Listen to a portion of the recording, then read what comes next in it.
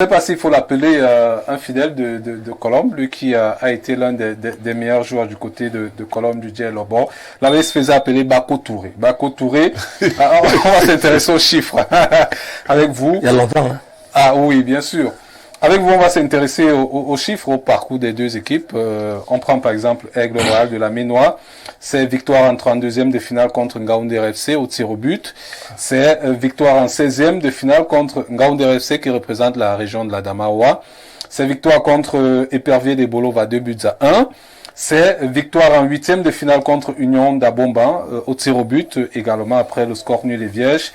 En quart de finale, victoire contre Mbalmayo FC qui représentait la région du centre, 3-2. Et victoire contre Mintak FC qui a pu accéder à l'issue du tournoi des barrages après les Interpools. Hein, Troisième. On n'est pas encore celui-ci, on va prendre le troisième. Voilà, à Mintak, oui, ça c'est vrai. Bon, je m'avance déjà, peut-être je lis sur une boule de... Je rétablis juste les faits.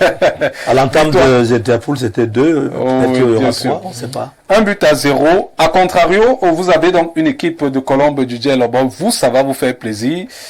Kilamine Edding Sport 3-0 en 32e de finale.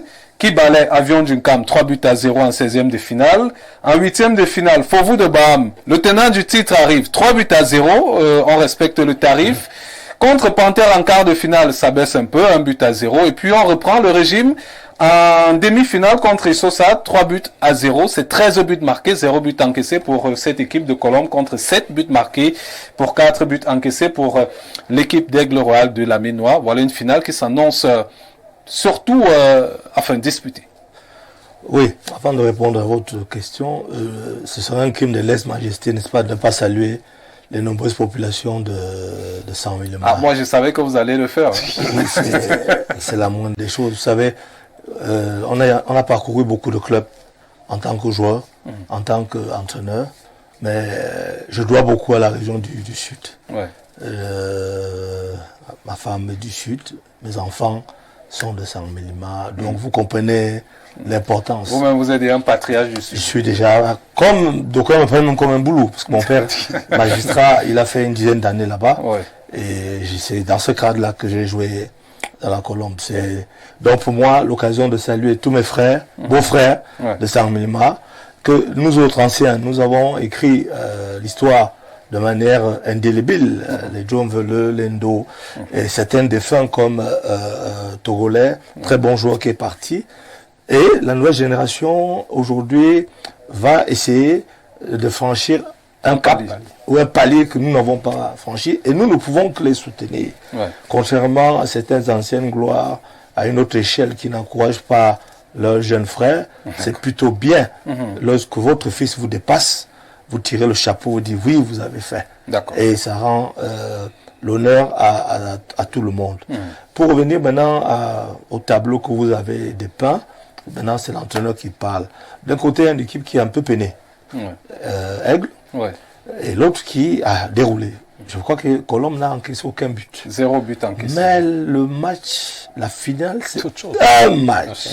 Rien n'est dit que comme vous avez déroulé du 32e de finale jusqu'à la finale, vous allez marcher sur du velours et remporter cette victoire. C'est pour ça que nous attirons l'attention aux jeunes joueurs de la Colombe d'être concentrés sur leur sujet, que le job n'est pas terminé. Le job, c'est à l'issue du coup de sifflet final.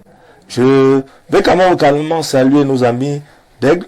El Pacha, parce que, effectivement, étant attaquant de la Colombe en 84-85, les Interpools, c'était autre chose. Hein. À Douala, contre Aigle, le stade était jaune. Ouais. Donc quand vous entrez au stade, vous voyez cette marée humaine jaune, vous dites, est-ce que vous allez vous en sortir mais bon, on fait fi de cette pression populaire et on a réussi à vaincre cette équipe d'Aigle.